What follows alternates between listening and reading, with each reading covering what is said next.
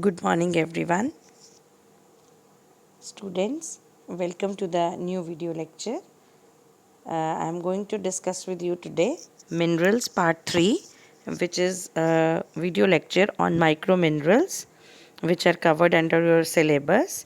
This video lecture has been prepared for UG classes under the aegis of Department of Higher Education, Haryana.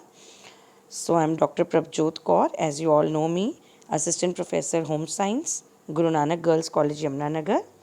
So let's start our video lecture, which is on minerals, microminerals specifically. This topic is under the curriculum of B.Sc Home Science Semester 2, subject Fundamentals of Nutrition, course code 206 of Maharishi Dayanand University, Rohtak, and B.Sc Home Science Semester 2, Basic Nutrition, course code 115 of Kurukshetra University, Kurukshetra, as well as it is also part of BA Home Science Semester 5 students, Foods and Nutrition, course code 301 of KUK.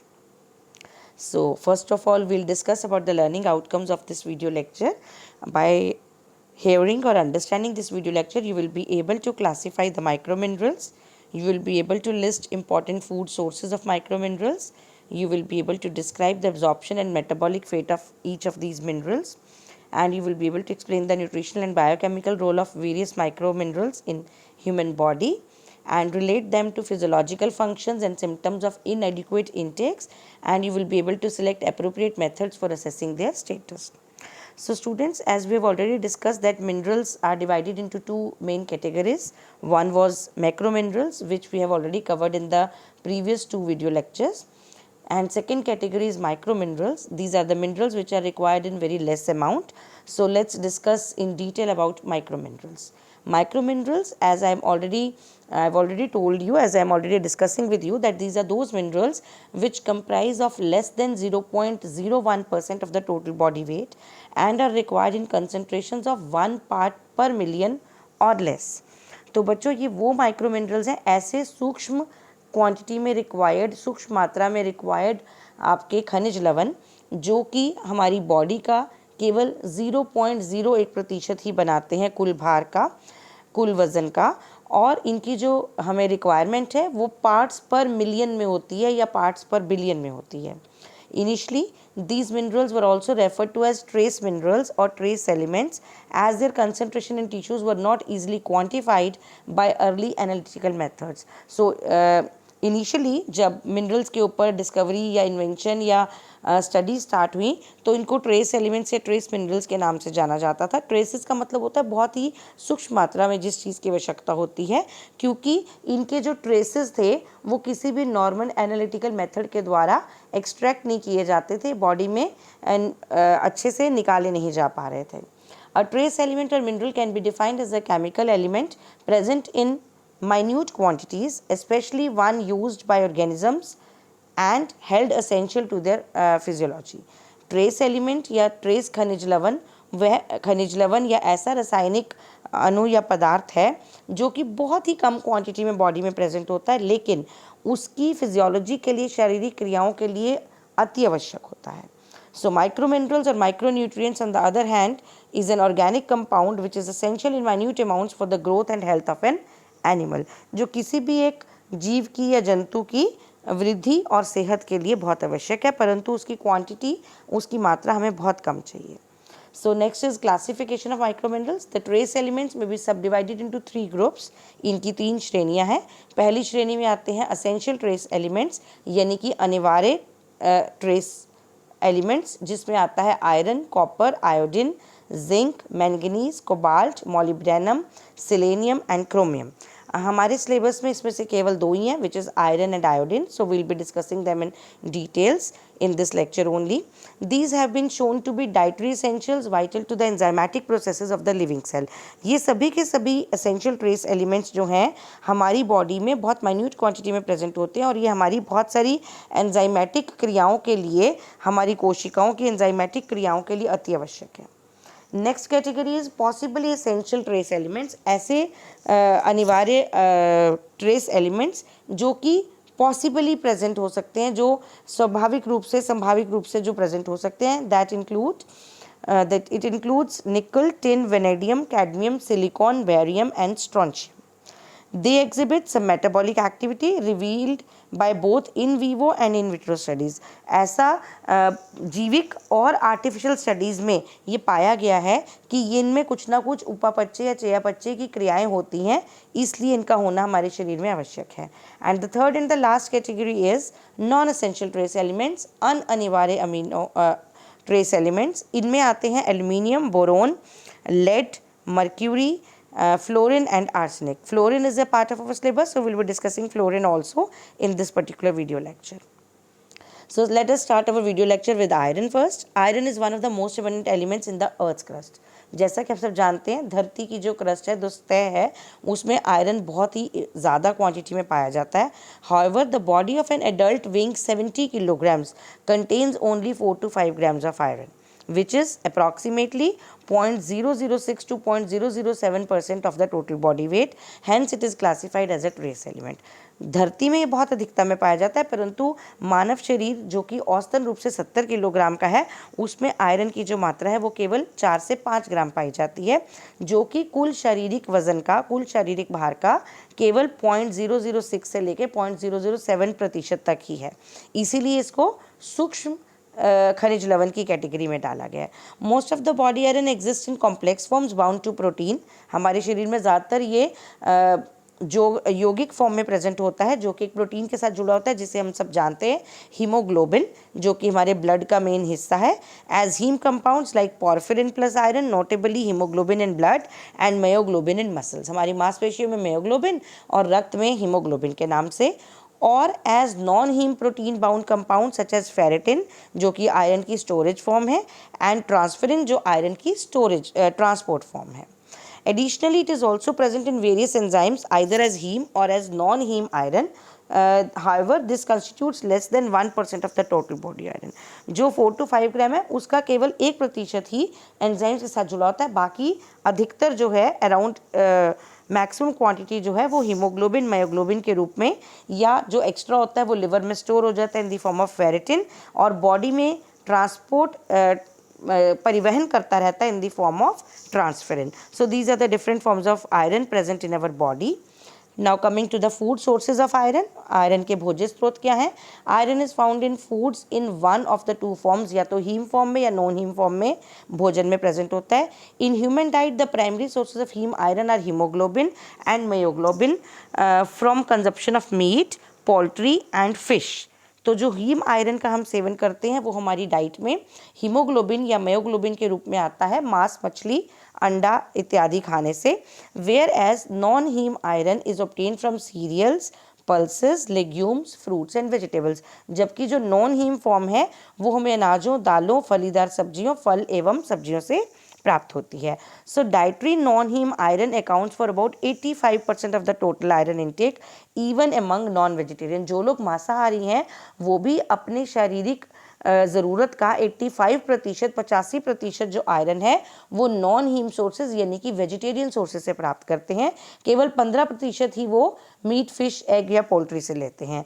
The good animal and plant food sources of iron include red meat, लाल मांस, pork, सुअर का meat, and poultry, chicken, hen, eggs, ducks, etc. Sea food यानी कि fish, prawns, turtles, crabs etc. Beans, फलीदार सब्जियां, dark green leafy vegetables, हरी पत्तेदार सब्जियां, मटर, dry fruits such as raisins and apricots यानी कि किशमिश और खुरमानी, iron fortified cereals, breads and pastas. ये आयरन के मुख्य स्रोत हैं, जिसमें आप देख रहे हैं नॉन वेजिटेरियन प्रोडक्ट्स भी हैं और वेजिटेरियन प्रोडक्ट्स भी हैं. Now coming to the functions of iron. So let's discuss about iron हमारी बॉडी में क्यों इंपॉर्टेंट है, ये हमारे शरीर में क्या कार्य करता है.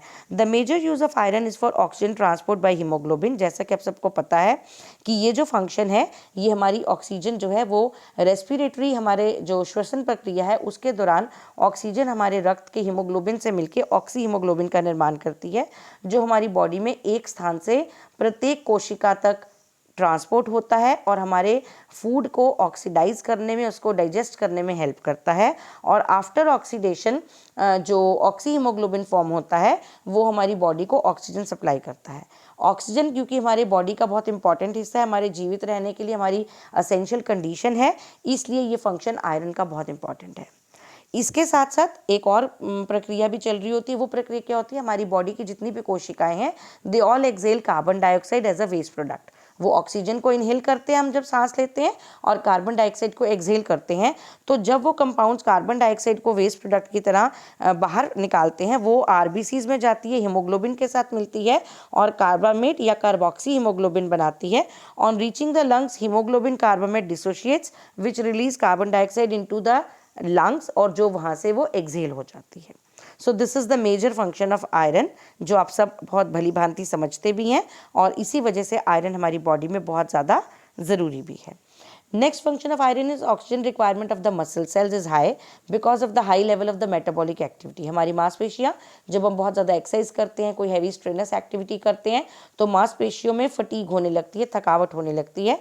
To ensure the availability of oxygen is stored combined with iron containing muscle protein in the form of myoglobin in the muscles. When strenuous exercise markedly lowers the oxygen content of the muscle cells, myoglobin releases oxygen for mitochondrial synthesis of ATP, which in turn gives you packets of energy adenosine triphosphate के रूप में।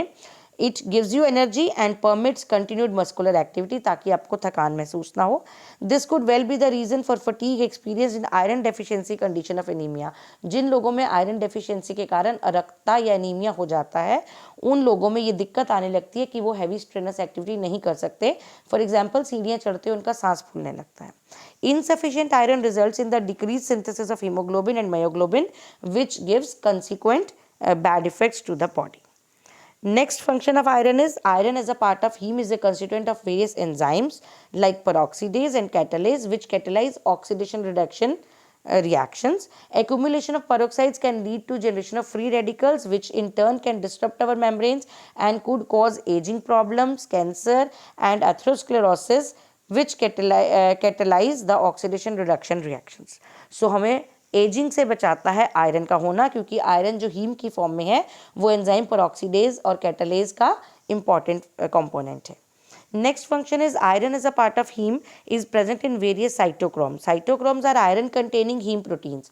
Iron containing haem proteins हैं cytochromes. Cytochromes are the components of mitochondrial electron transport chain B.C.1, C, A and A3। तो cytochrome oxidase जो enzyme है वो बहुत सारी माइटोकॉन्ड्रियल इलेक्ट्रॉन ट्रांसपोर्ट चेन चलाता है, जिसकी वजह से एनर्जी प्रोड्यूस होती है।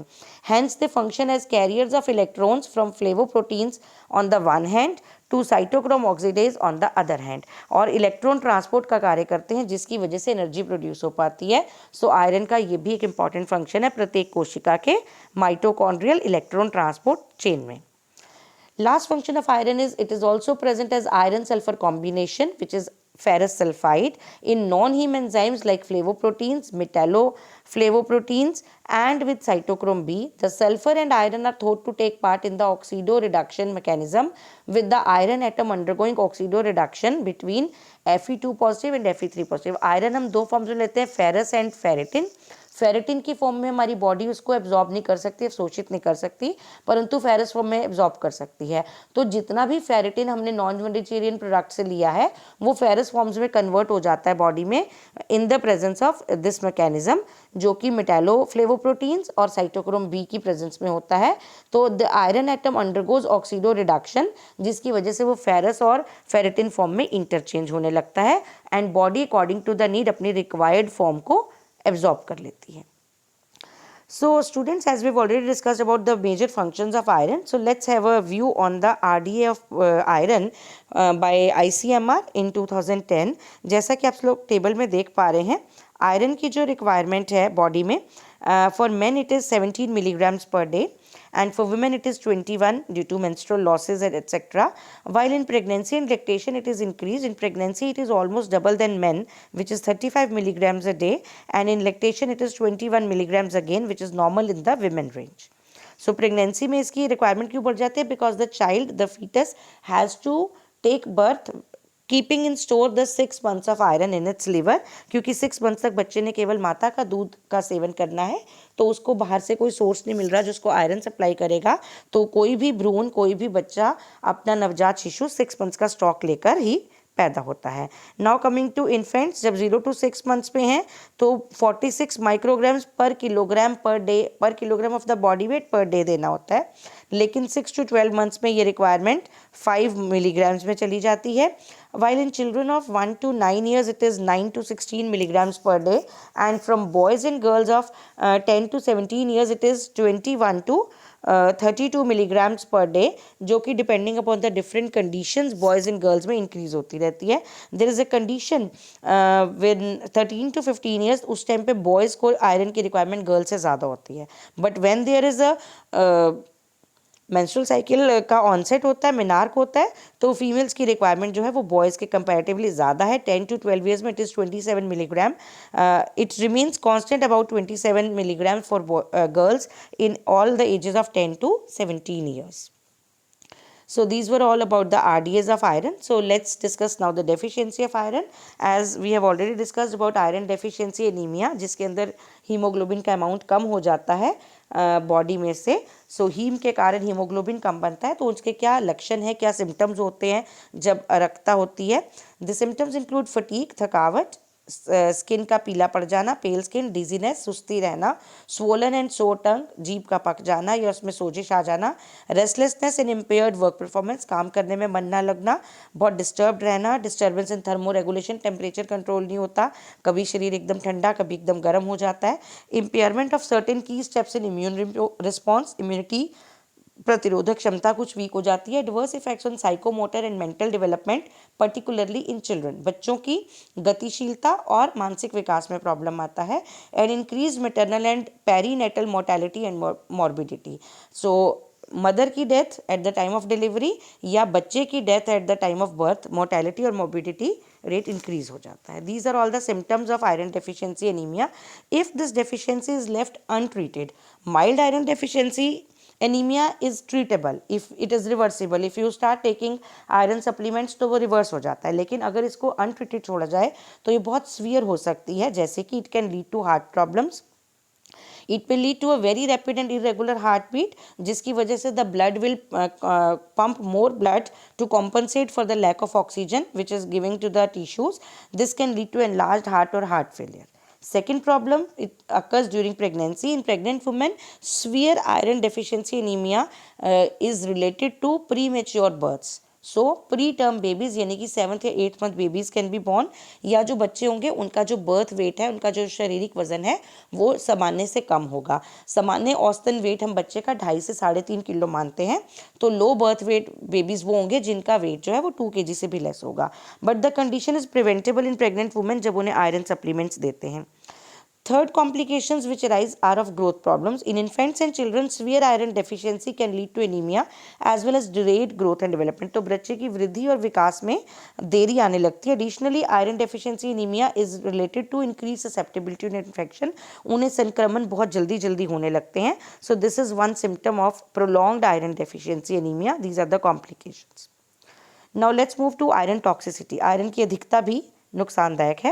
We have seen that absorption of iron is very effectively regulated. This prevents overload of the tissues with iron from diet supplements in normal healthy individuals. जो सामान्य व्यक्ति है, जो हेल्दी व्यक्ति है, उसमें टॉक्सिसिटी नहीं हो सकती, लेकिन बहुत सारी ऐसी सिचुएशंस है जिस टाइम पे आयरन एब्जॉर्ब नहीं होता, जैसे आयरन एंड कैल्शियम का एक साथ सेवन करने पर आयरन की एब्जॉर्प्शन निल हो जाती है। इसी प्रकार आयरन और विटामिन सी का एक साथ सेवन करने पर आयरन की एब्जॉर्प्शन बढ़ जाती है। तो कभी कभी जो लोग बहुत ज़्यादा आयरन के साथ विटामिन सी का सेवन करेंगे और ज़रूरत से अधिक उनकी बॉडी में स्टोर हो जाएगा, तो excessive body burden of iron can be produced by greater than normal absorption from the alimentary canal by parenteral injections. आपने इंजेक्शंस में सप्लीमेंट दिया, और by combination of both. So alimentary canal ज़्यादा absorb कर रही है due to presence of vitamin C which is enhancing factor, या आपने इंजेक्शन के थ्रू लिया। तो for example, people with genetic defects develop iron overload as it occurs in idiopathic haemochromatosis. कुछ लोगों में आयरन की एब्जॉर्प्शन एक्सेसिव होने लगती है। This is a genetic disaffect. Hereditary disorder है जिससे आयरन मेटाबॉलिज्म जो है एबनॉर्मली हाई आयरन की एब्जॉर्प्शन करता है, due to which the failure of the iron absorption control mechanism is there at the intestinal level, और उस पर फीड लूप नहीं लग पाता। High deposits of iron in the liver and the heart can lead to cirrhosis, hepatocellular cancer, congestive heart failure and eventual death can also occur. सो जब बहुत ज़्यादा access storage हो जाएगी लिवर में या हार्ट में तो सिरहोसिस हो सकता है, failure of liver, failure of heart हो सकता है, हार्ट फेलियर या हिपैटोसेल्युलर कैंसर भी हो सकता है और इवेंचुअली डेथ भी हो सकती है. So this was all about iron students. Now let's move to the second micro mineral of this video lecture which is iodine. Iodine derives its name और nutritional importance as a constituent of thyroid hormones. जैसा कि आप सब जानते हैं iodine thyroid hormones का important हिस्सा है जो 3,5,3,5 टेट्राआइडो थ्राइनोन है विच इज़ थायरॉक्सिन और T4 के नाम से जाना जाता है, या 3,5,3 ट्राईआइडोथायरोनिन है T3 और T4 के थायराइड के टेस्ट सब लोग करवाते हैं. The thyroid hormones are indispensable for normal growth and development of humans as well as animals. Synthesis of iodine containing thyroid hormones occurs exclusively in the thyroid gland. आपको पता है कि हमारी थायराइड ग्रंथि में इन दोनों हार्मोन्स का सिक्रीशन होता है और आयोडीन का होना इन दोनों के लिए बहुत ज़रूरी है क्योंकि इनकी 4 या 3 पोजीशंस पे आयोडीन लगा हुआ है. टेट्राआइडो मीन्स 4 पोजीशंस पे आयोडीन का एलिमेंट लगा हुआ है, आयन लगा हुआ है. सिमिलरली ट्राईआइडो में which are reversible.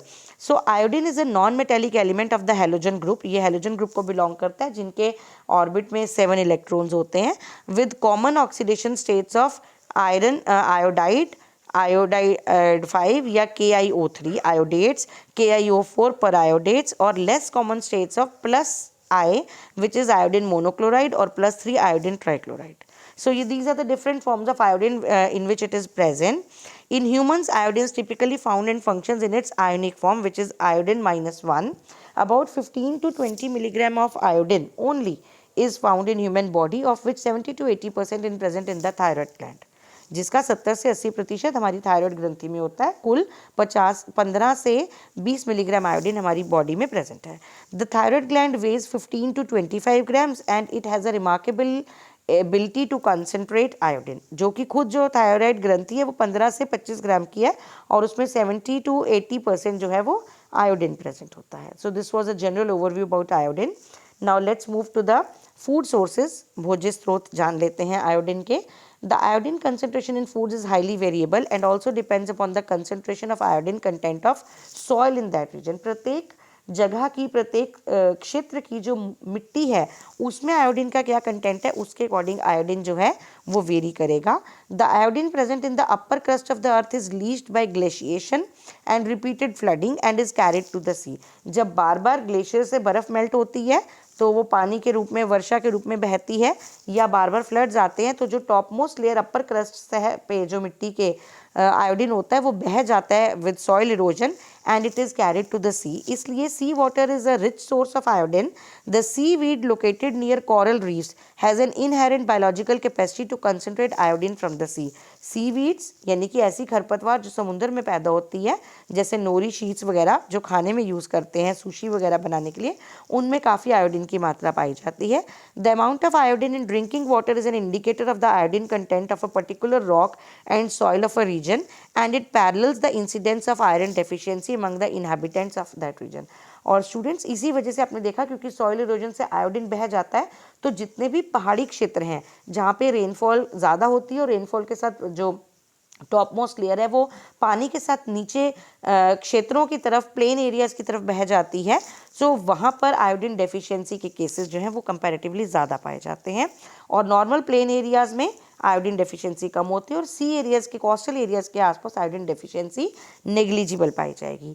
In addition to water iodine is also contributed by sea foods. However a large difference is the content exist between sea water fish and fresh water fish. तो जो समुद्री इलाके की fishes मछली होगी उसके अंदर iodine content ज़्यादा होगा as compare to normal areas. So sea fish contains about 300 to 30,000 micrograms of iodine per kilogram of their body weight, in contrast to only 20 to 40 micrograms iodine per kilogram in fresh water fish. तो sea water fishes intake करने से iodine deficiency से बचा जा सकता है.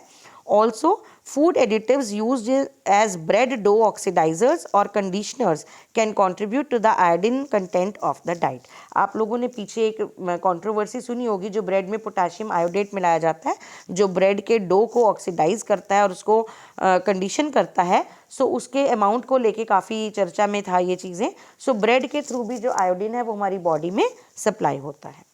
Next move to the functions of iodine. So iodine के functions बहुत ही कॉमन है. This functions have been taken from netmeds.com.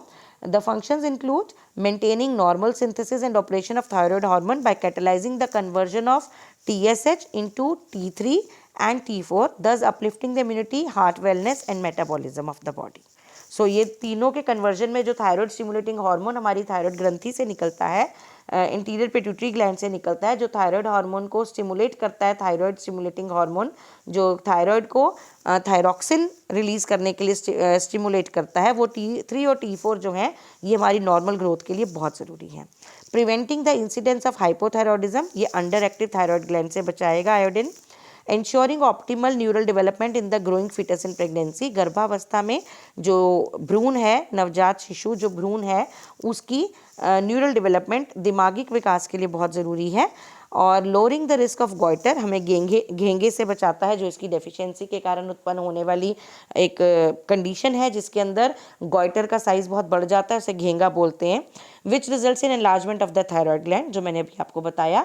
It helps in promoting memory, concentration, intelligence, rational thinking and myriad other brain operations. हमारी mental development के लिए बहुत ज़रूरी है, क्योंकि आयोडीन की डेफिशिएंसी में बच्चों में मेंटल रिटार्डेशन या क्रेटिनिज्म के नाम से एक प्रॉब्लम होती है, which can lead to impaired brain development. Averting the occurrence of thyroid cancers and other autoimmune conditions like Graves' disease, thyroid cancer और Graves' disease से भी बचाता है. And it also helps in healing skin infections and wounds when applied topically as prescription iodine based creams जो होती हैं वो skin infections और जख्मों को भी बचाती हैं. These were the functions of iodine. Now let's discuss about the RDA of iodine. RDA of iodine includes, because this is not a very essential element, so this is come under the category of trace elements. Iodine requirement for children is 90 micrograms per day for children of 1 to 5 years, and for children of 6 to 12 years it is 120 micrograms per day. For men and women it is same 150 micrograms per day, and for pregnant and lactating mothers it is 250 micrograms per day. This is also as per the different guidelines of ICMR, nutrient requirements for RDA, and report of 2010. So these are the minimal requirements of iodine. Now we all can understand that the minimum amount of iodine to prevent goiter is estimated between 50 to 75 micrograms per day, or 1 microgram per kilogram of body weight. So in 1989 ICMR recommended RDA is 150 micrograms for adults of both the sexes. Although the recommendations are same for both males and females, but iodine needs are higher during pregnancy and lactation. Therefore the recommended intakes during pregnancy and lactation are 175 to 200 micrograms iodine per day. क्योंकि इस अवस्था में ज़्यादा आवश्यकता होती है तो इसको थोड़ा सा बढ़ा के देना चाहिए. Now let's talk about the deficiency of iodine. वैसे तो हम हल्का फुल्का डिस्कस कर चुके हैं. Iodine deficiency affects all the populations at all the stages of life from intrauterine stage to old age. However pregnant women, lactating women, women who are in reproductive stage जो गर्भावस्था या गर्भ धारण करने की क्षमता रखती हैं, and children younger than 3 years of age are considered the most important groups to which to diagnose and treat iodine deficiency, because iodine deficiency occurring during fetal and neonatal growth and development leads to irreversible damage of the brain and central nervous system and consequently to irreversible mental retardation, जिसको cretinism बोला जाता है. या iodine की deficiency से जो extra बोनापन होता है, जिनकी ग्रोथ बिल्कुल रुक जाती है, एज इंक्रीज हो जाती है बट हाइट इंक्रीज नहीं होती, दैट इज कॉल्ड क्रेटिनिज्म. और इसका रिवर्स होता है हाइपरथायरॉयडिज्म, जब बहुत ज़्यादा अमाउंट होता है या थायराइड अमाउंट ज़्यादा निकल रहा होता है थायरॉक्सिन का, तो इट लीड्स टू जाइजेंटिज्म, जो दैत्यपन होता है कि बच्चे की एज तो कम होती है लेकिन उसकी हाइट एक्सेसिवली एबनॉर्मल होती है, बहुत ज़्यादा बड़ा होता है. दस it's deficiency causes a wide spectrum of disorders. और जो जनरल डेफिशिएंसी है वो क्या है? गॉइटर, जो घेंगे के रूप में हमने देखी है. तो उसके लक्षण क्या हैं? The symptoms of low iodine levels are primarily detected through thyroid symptoms such as visible goitre, जो दिखने लगता है घेंगा. Thyroid glands that is painful और टेंडर टू टच, जिसको हाथ लगाने पे दर्द होती है. Breathing difficulties specially when lying down, लेटने पर सांस आने में दिक्कत होती है. Difficulty in swelling the food, भोजन को निगलने में दिक्कत होती है. फटीग, थकावट. Extreme feelings of coldness despite normal temperature, बहुत ठंडी लगती है. हेयर लॉस होने लगता है, बाल झड़ने लगते हैं, डिप्रेशन होने लगता है. ब्रेन फॉग, ब्रेन में कन्फ्यूजन होने लगती है. और अनइंटेंशनल वेट गेन हो जाता है, बहुत ज़्यादा वेट गेन हो जाता है, वो भी आयोडीन डेफिशिएंसी का ही सिम्टम है. So deficiency symptoms can be divided into various categories depending upon. First is called mild goiter, which is characterized with a larger thyroid gland than the normal size. Enlargement of the gland occurs from the stimulation of thyroid cells by TSH hormone, जो कि मैंने आपको बताया interior lobe of pituitary gland से निकलता है, जो हमारा मास्टर ग्लैंड है, and without ability to increase hormones production owing to iodine deficiency. जब बहुत ज़्यादा TSH प्रोड्यूस होता है और आयोडीन डेफिशिएंट हो जाएगा क्योंकि उतना ज़्यादा आयोडीन बॉडी में प्रेजेंट नहीं है।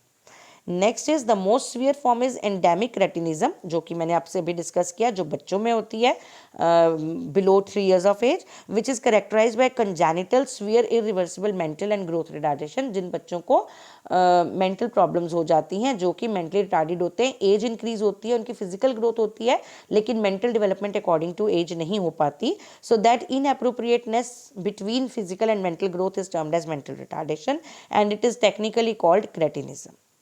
जबकि हाइपोथायरॉयडिज्म मीन्स थायराइड का कम बनना, थायरॉक्सिन हार्मोन का कम बनना, ये भी इसका एक डेफिशिएंसी सिम्टम है, which is accompanied by low basal metabolic rate. हमारा चयापचय का दर कम हो जाता है, एपैथी, आपको सेंसलेस हो जाते हैं, सेंस नहीं रहती किसी चीज़ में, सुनापन आ जाता है, slow reflex relaxation time with slow movements, जल्दी से रिफ्लेक्स एक्शन कम हो जाता है, उसकी स्पीड, जैसे उनको पता नहीं चलता उनके साथ क्या होने वाला है, हाथ गर्म पानी में लग रहा है या छींक आना या आँख का झपकना स्लो हो जाता है।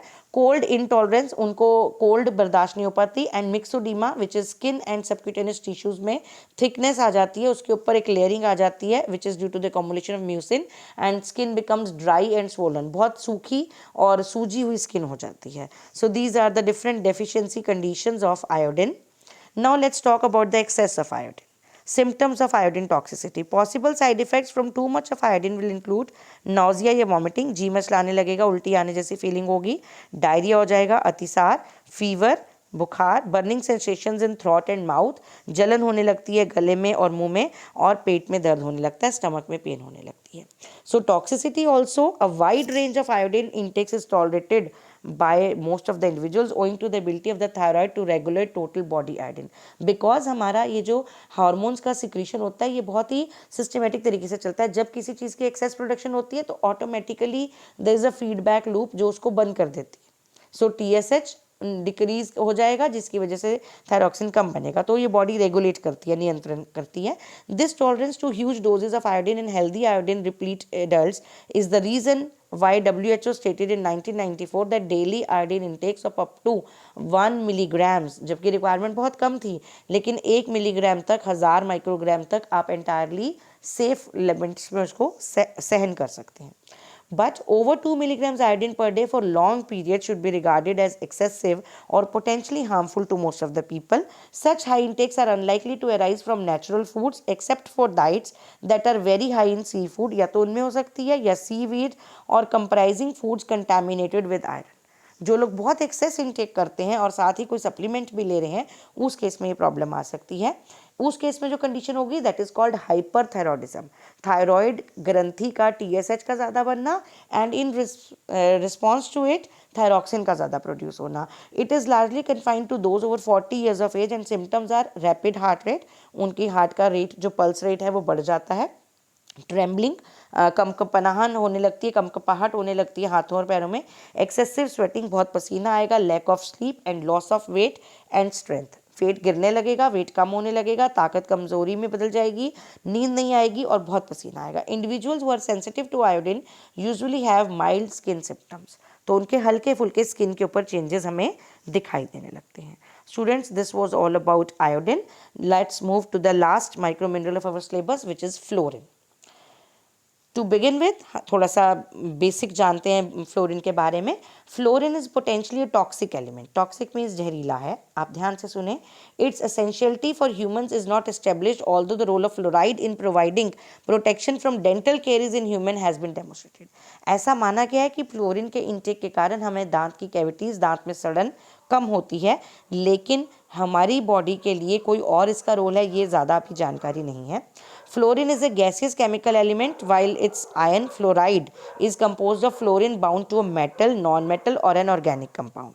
हालांकि फ्लोरीन एक गैस है, लेकिन जब इसका फ्लोराइड आयन होता है Fe1 F1 negative, F -1 it is compose of fluorine bound to a metal या नॉन मेटल के साथ ऑर्गेनिक कंपाउंड में जुड़ा होता है।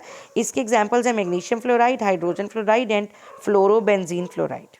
Fluoride predominates in nature and in body. It is deposited in bones and teeth, ये हमारी हड्डियों और दांतों में होता है।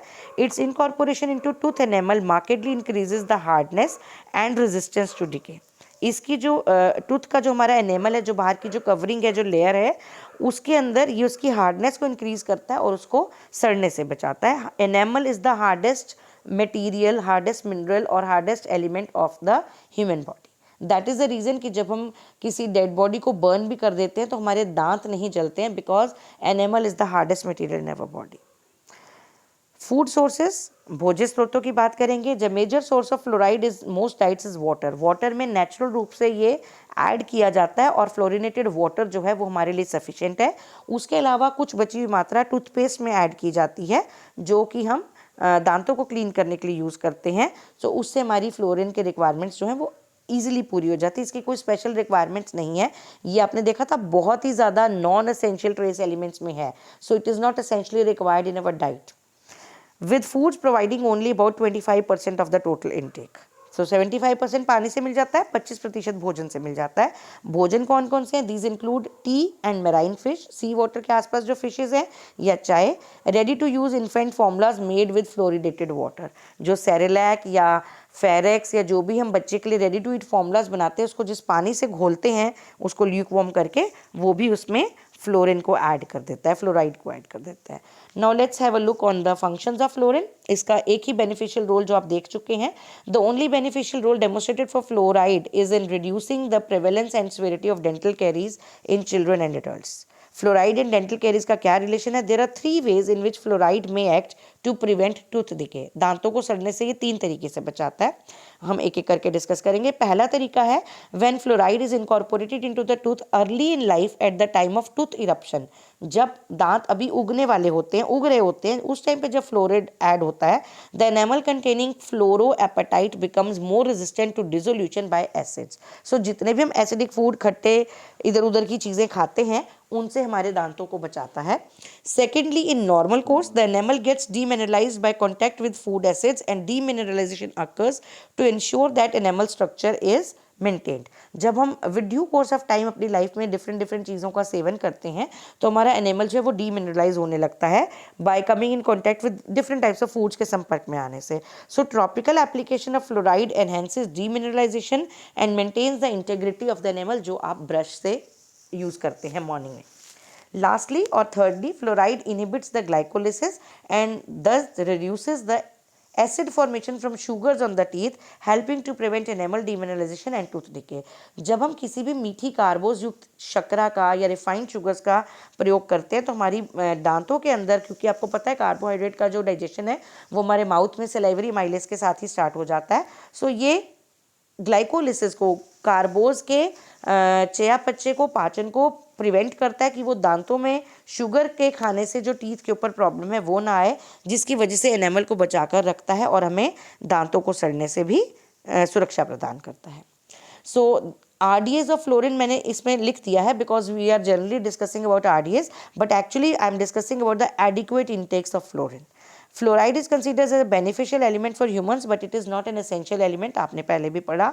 Drinking water fluoride levels of 0.7 to 1.2 milligrams per litre is considered the safe limit, adequate intake है। Levels above this can cause several health risk and should be avoided.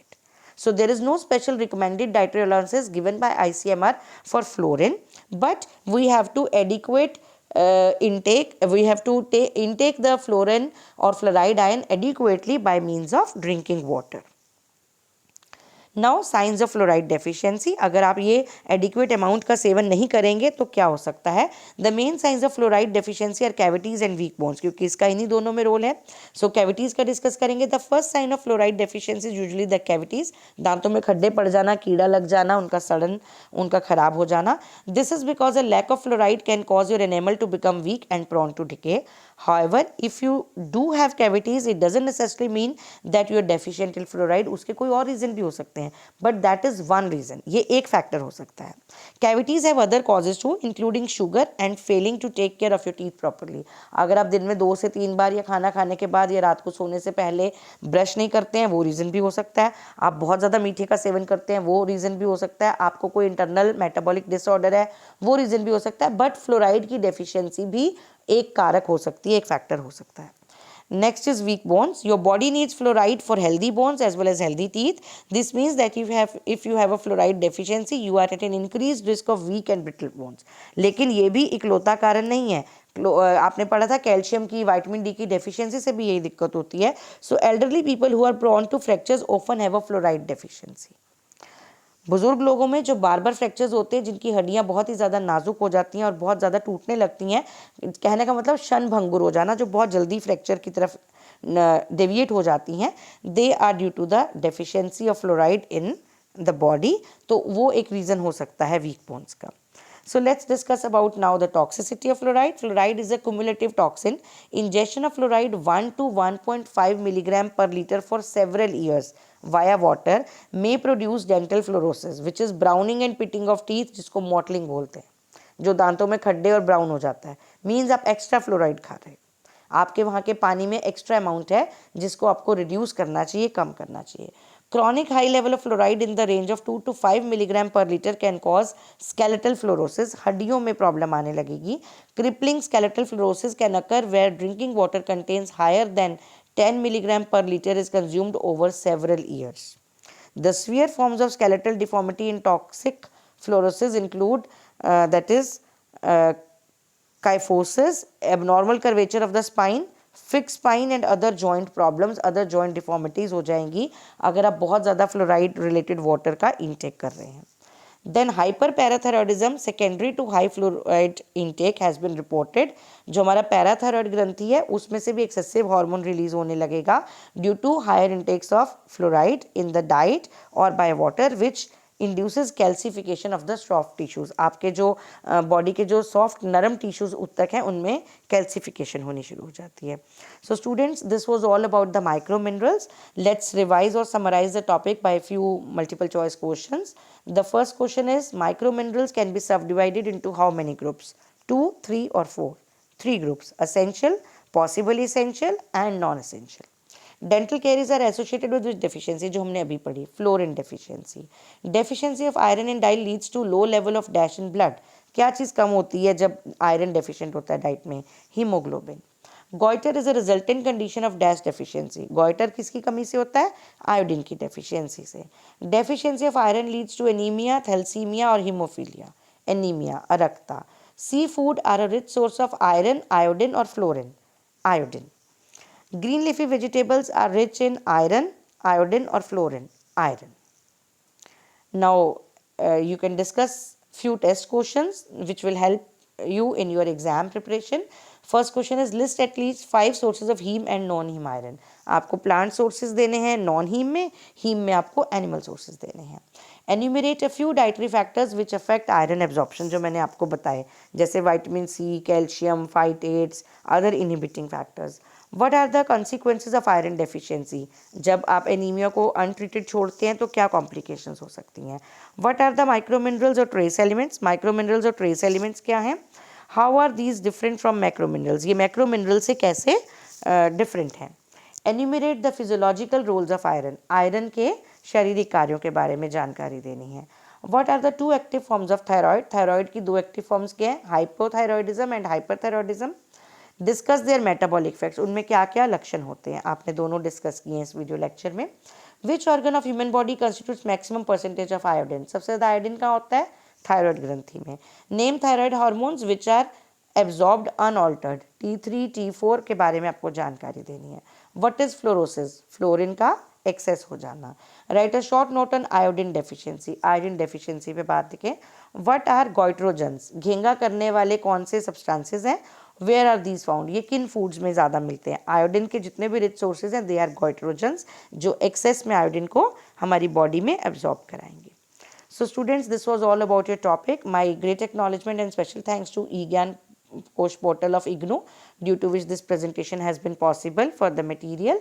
And I am sharing with you certain reference books or suggested readings, which is MS Bamji and NP Rao's textbook of human nutrition, the nutrient requirements and recommended dietary allowances for Indians by ICMR, and Subhangini A. Joshi's nutrition and diet textbook, and B. Sri Lakshmi's nutrition science book. So students, I hope you will go through these books and prepare these topics very well for your exams. Thank you so very much for your patient listening.